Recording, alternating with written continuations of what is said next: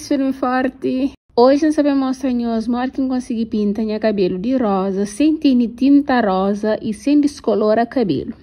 Bom, para iniciar é preciso tinta cera vermelho, bem pigmentado, se eu estou ali, e tinta cera branca. E num recipiente, então mistura um pouco de vermelho e um pouco de branco. Aquelas duas tintas ali é que as tinta cera colorida de marca Mofajang, é uma tinta que está sai com água, então é temporário, ok? Basta lavar o cabelo na primeira lavagem e está sai tudinho. E antes de aplicar aquela misturinha que faz, então passa um pouco de creme de pentear na mecha que divide. E para aplicar aquela misturinha lá, é sempre bom aplicar com luvas. Tá sai com água depois na lavagem, mas para que mancha e dedos ou unha, é sempre bom usar luvas.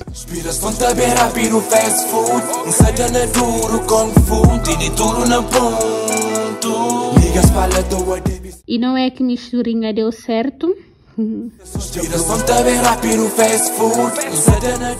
Hoje a alegria da criança.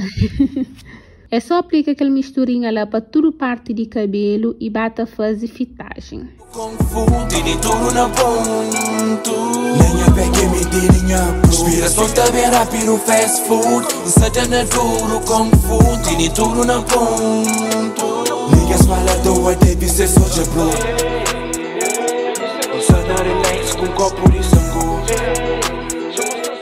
E pronto, acaba de aplicar a tinta para toda parte de cabelo, da balança no cabelo para ficar mais solto e desprende de companheiro. Meninas, niggas, quitas, sem descanso, estão na bowling, tem que encher marmitas.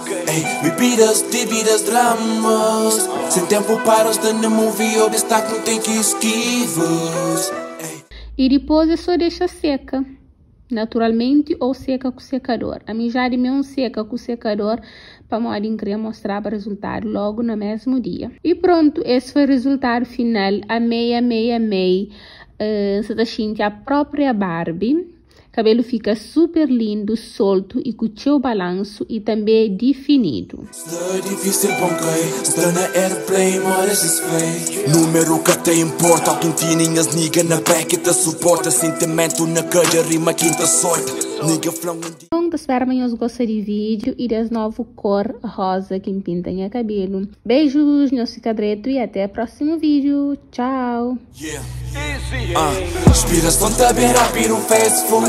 Ensaiando duro, kung fu. Tini tudo na bom.